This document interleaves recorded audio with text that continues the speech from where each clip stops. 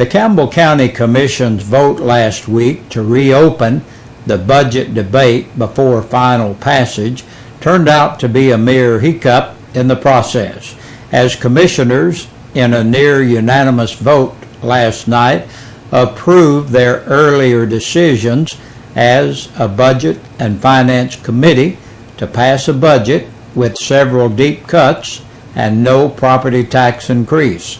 Thomas Hatmaker cast the only vote against approving the committee report that set the budget and tax rate.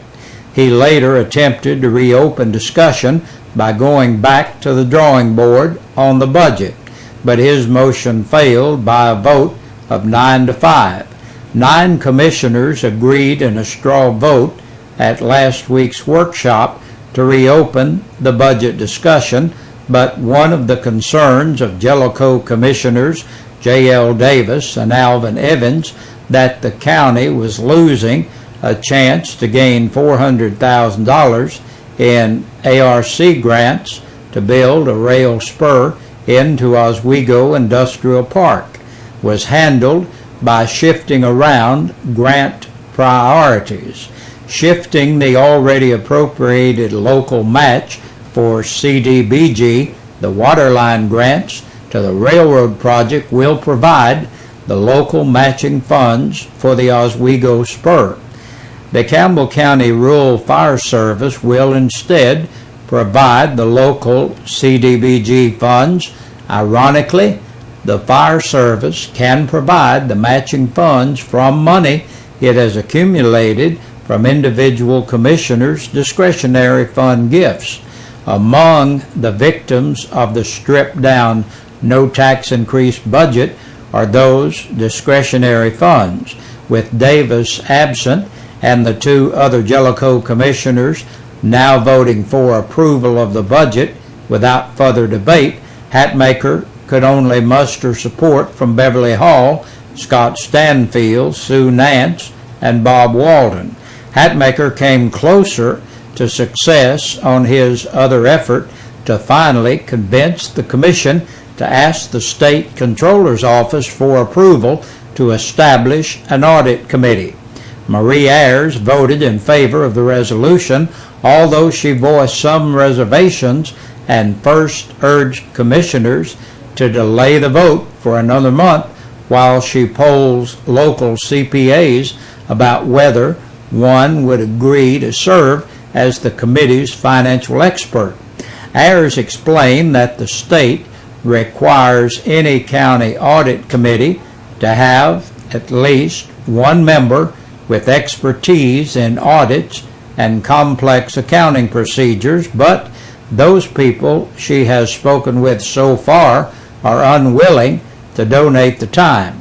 Hatmaker persisted, however, expressing his view that the county can first go through the formalities of gaining permission from the state, then deal with details.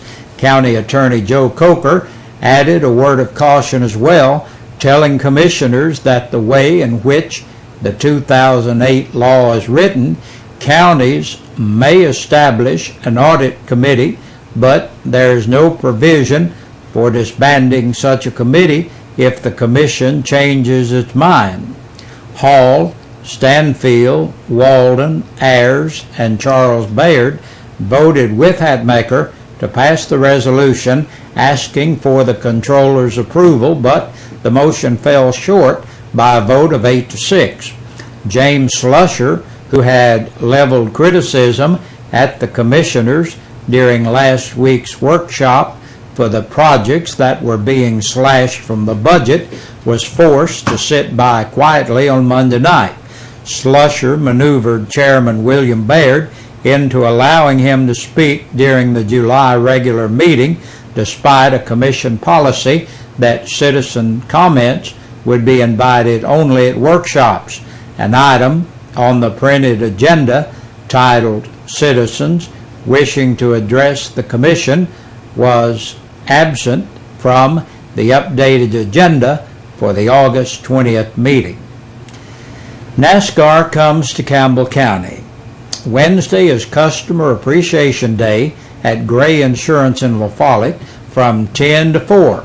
The official show car of the NASCAR Nationwide Series makes a pit stop in the parking lot at Gray Insurance tomorrow. Gray Insurance is located on the 4-lane across from the IGA. Officers with the Campbell County Sheriff's Department were dispatched out to check a report of a male subject trespassing on the Bethel Baptist Church property on Friday when they discovered 33-year-old Jeff Stephen Sisler of Asbury Road in Jacksboro in the bed of a pickup truck. While speaking with Seiler, they noticed a strong chemical odor close to where Sisler was sitting. After investigating, a one-pot meth lab was discovered along with other drug-making ingredients. Sisler was transported and booked into the Campbell County Jail. The latest this afternoon from Trinity Henniger. The Campbell County High School student injured in an ATV accident 8 days ago is that he remains in critical condition. The young Henniger is being treated in the Trauma Surgical Intensive Care Unit at the University of Tennessee Medical Center in Knoxville. Jimmy Henniger, Trinity's father, posts on Facebook that pulmonary specialists described Trinity's lung full of junk, as in containing a lot of fluid, after reading today's chest CT scan. After suctioning both lungs, the elder Henniger says they'll then hit Trinity with massive doses of antibiotics to battle the lung junk. He goes on to say that doctors are changing out his central lines, trying to keep him cool as he fights the infection that has overtaken his body. Neurologists are due in later today to discuss the latest CT scan, and a Facebook site, Prayers for Trinity Henniger, is set up, and his family encourages you to stay in touch with them on Facebook. If you're in need of a free hearing test, just go by the Belltone Hearing Center here in La Follette, across from First Baptist Church of La Follette. Stop in today or tomorrow, or call and make an appointment at 562-7562.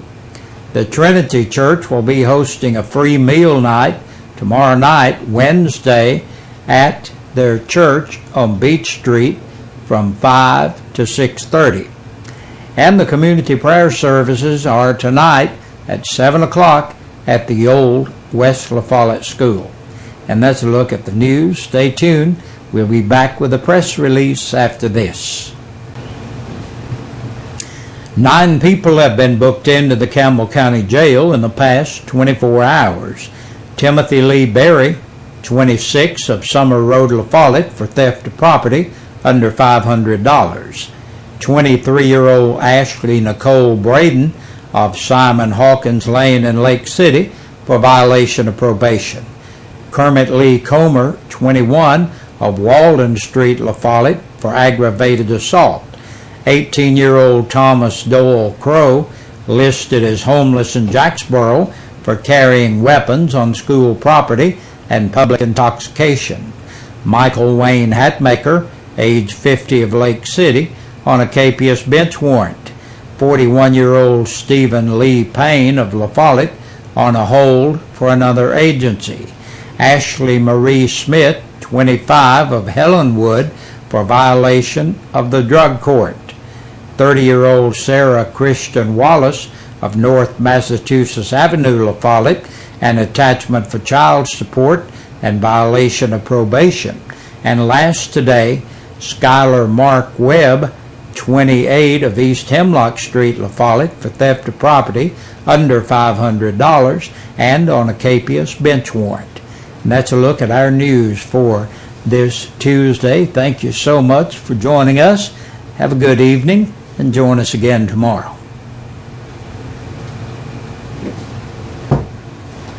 Oh, launch me.